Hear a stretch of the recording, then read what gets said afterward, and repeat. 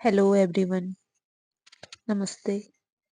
आज मेरी पहली वीडियो है यूट्यूब पर और मैं माधुरी सिंह साइकोलॉजी बैकग्राउंड से हूँ।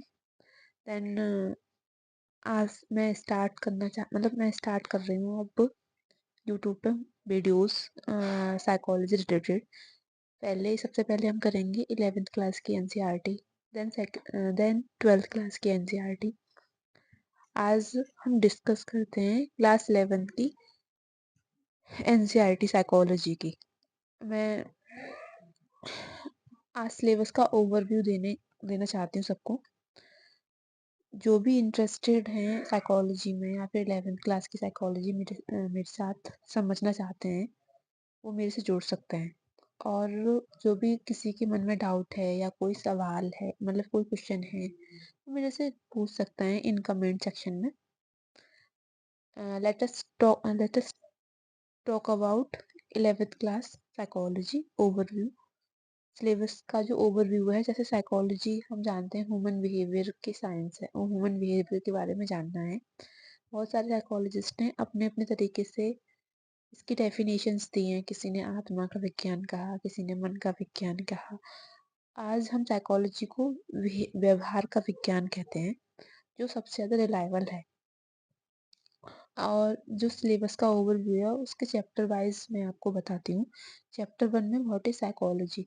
हम साइकोलॉजी के बारे में जानेंगे, साइकोलॉजी क्या है, उसके सब फील्ड क्या हैं, वो कैसे वर्क करती है, किसने कब कौन सी डेफिनेशन दी है, उस सब के बारे हम जानेंगे। और उसकी ब्रांचेस और कहाँ कहाँ इसका हम यूज़ कर सकते हैं डेली लाइफ में। हम साइकोलॉजी का यूज़ कर सकते हैं अगर हम ह्यूमन को या किसी की पर्सनालिटी को, किसी के गेस्चर्स को अच्छी तरीके से जानना चाहते हैं, तो हम साइकोलॉजी पढ़ सकते हैं। ये नहीं कि हमारे पास सब्जेक्ट है तभी हम साइकोलॉजी पढ़ सकते हैं। अगर आप ह्यूमन बिहेवियर के बारे में और डीप अंडरस्टैंड करना चाहते हैं तो आपको साइकोलॉजी पढ़नी चाहिए। चैप्टर 1 में हम साइकोलॉजी के बारे में जानेंगे जो भी है। चैप्टर 2 में हम मेथड जानेंगे साइकोलॉजी के, जैसे कि एक्सपेरिमेंट मेथड होता है, ऑब्जर्वेशन मेथड है, और मतलब बहुत सारे मेथड होते हैं साइकोलॉजी के, उनको हम सेकंड चैप्टर में पढ़ेंगे। देन चैप्टर 3 में हम बेस ऑफ ह्यूमन बिहेवियर किस किस चीज़ पर बेस्ड है उस सबको पढ़ेंगे।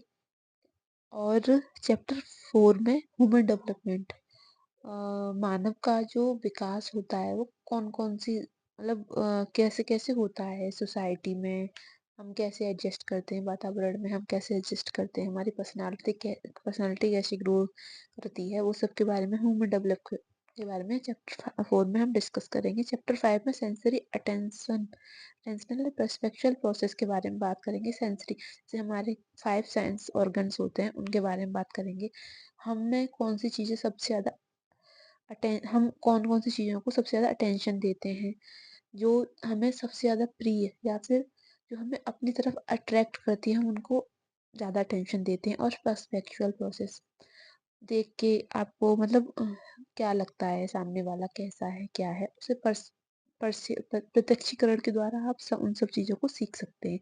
चैप्टर 6 में लर्निंग, हम किस किस चीज़ से क्या क्या सीख सकते हैं, उस सब के बारे में, सीखना क्या है, कैसे कैसे चीज़ों से हम सीखते हैं, उन सब के बारे में हम चैप्टर 6 में बात करेंगे।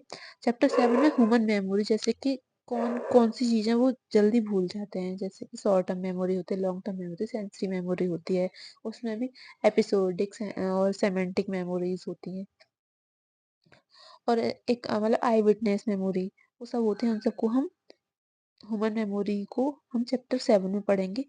और चैप्टर 8 में हम थिंकिंग के बारे में, जैसे किसी को देख के हमारे मन में कौन कौन सी चीज़ें आती हैं, हम उसके बारे में क्या क्या सोचते हैं, उसका क्या कारण होता है, वो सब चीज़ें हम थिंकिंग में पढ़ेंगे। और चैप्टर 9 में मोटिवेशन एंड इमोशन, कौन कौन सी चीज़ें मोटिवेट करती हैं हमें, क्या चीज़ हमें मोटिवेट रखती है, वो सब के बारे में पढ़ेंगे। इमोशंस जैसे कि एंगर हुआ और हैप्पीनेस, और जितने भी जैसे कि और बहुत सारे मतलब इमोशंस होते हैं हमें दिन मतलब अगर हम एक दिन निकाल के देखें अपनी लाइफ से तो वो कहते हैं मतलब कभी हम सैड हैं, कभी हमें ओवरथिंक हो रही है, तो वो भी एक इमोशन है और कभी हम रो रहे हैं या फिर बहुत सारे इमोशन हम पूरे दिन में बहुत कुछ फ़ील करते हैं, उन सब के बारे में बात करेंगे।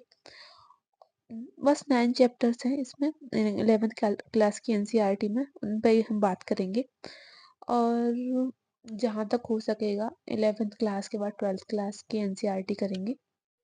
अभी तो ये मेरी फर्स्ट वीडियो है और मैं आप लोगों से इंटरेक्ट होना चाहती हूँ कि जैसे कि मैं और आप कमेंट और मैं अपनी मतलब टीचिंग करियर स्टार्ट अभी कर रही हूँ।